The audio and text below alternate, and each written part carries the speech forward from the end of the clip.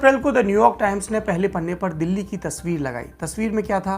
शमशान में जलती चिताएं, ईंट जोड़कर बनाए गए कच्चे प्लेटफॉर्म और उनके ऊपर ठंडी पड़ी राख और इनके बीच जलाने की जगह ढूंढते लोग। एनवाईटी ने शीर्षक लगाया। ये शीर्षक क्या था? एज कोविड-19 devastates India, deaths go undercounted. भारत में कोविड-19 के बढ़ते कहर के बीच मौतों की गिनती में बेमानी। खबर के भीतर क्या था? कुछ खास बातें आपको बता देते हैं। शमशानों में काम कर रहे लोगों के इंटरव्यू से पता चला कि मौत की जो असली संख्या है वो सरकारी आंकड़े से कहीं ज़्यादा है।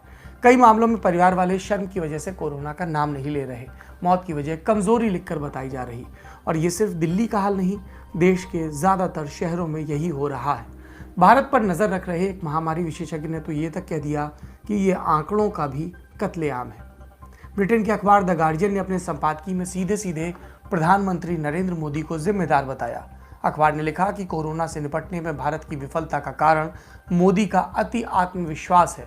मार्च की शुरुआत में प्रधानमंत्री मोदी ने दावा किया कि कोरोना महामारी के अंत की शुरुआत हो चुकी है। मोदी ने यह भी ऐलान किया था कि भारत महामारी से पहले के दौर में लौट सकता है। अखबार ने संपादकीय में लिखा कि डोनाल्ड ट्रंप की तरह नरेंद्र मोदी ने भी महामारी बढ़ने के बावजूद चुनावी रैलियों में हिस्सा लेना नहीं छोड़ा।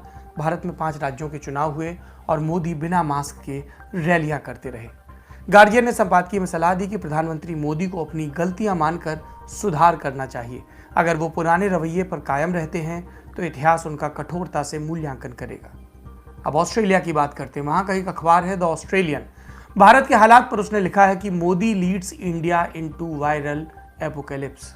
मोदी की वजह से भारत कयामत की स्थिति में पहुंच गया। अखबार ने प्रधानमंत्री मोदी को भीड़ से प्यार करने वाला बताया। ये भी लिखा कि घमंड, उग्र राष्ट्रवाद और अफसरों की अक्षमता ने मिलकर भारत में असाधारण स्तर का संकट खड़ा कर दिया। अमेरिका की टाइम मैगजीन ने लिखा कि ये नरक है। प्रधानमंत्री मोदी के नेतृत्व की विफलता ने भारत का कोरोना संकट और गहरा कर दिया। इससे पहले 22 अप्रैल को गल्फ न्यूज ने अपने पहले पन्ने पर भारत की खबर छापी और शीर्षक दिया, इंडिया गैस्पिंग फॉर ब्रीथ, सांसों के लिए संघर्ष करता भारत।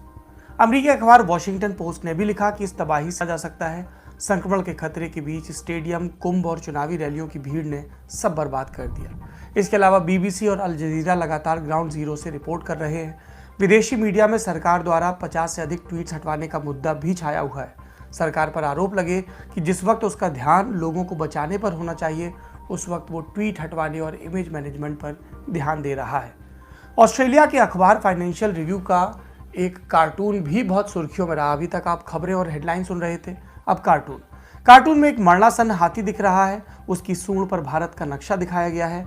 हाथी धराशायी है और उसके ऊपर नरेंद्र मोदी माइक लेकर बैठे हैं। इसका टाइटल है डेथ राइड्स अ पेल एलिफेंट, निर्बल हाथी पर सवार मौत। इस कार्टून पर भारी बहस भी चल रही है। कोई इसे भारत का अपमान बता रहा है तो कोई इसे सटीक दृश्यांकन कहकर सराहना कर रहा है। तमाम आलोचनाओं का एक जरूरी मकसद होता है, जो जवाबदेह हैं उनकी जिम्मेदारी तय हो। सरकार, समाज और उस सरकार का प्रतिनिधित्व करने वाले मुखिया यानी हमारे देश के प्रधानमंत्री और मंत्री, प्रदेशों के मुख्यमंत्री और मंत्री और प्रशासन के लोग, वो अपनी गलतियों को छद्म प्रचार से न ढकें। लीडर हैं तो लीडर की तरह सामने आए। लोग रहेंगे तभी लोकतंत्र रहेगा, लोग बचेंगे तभी देश बचेगा। इन गुजारिशों का भविष्य इस बात पर निर्भर करता है कि सरकारों की आंख में कितना पानी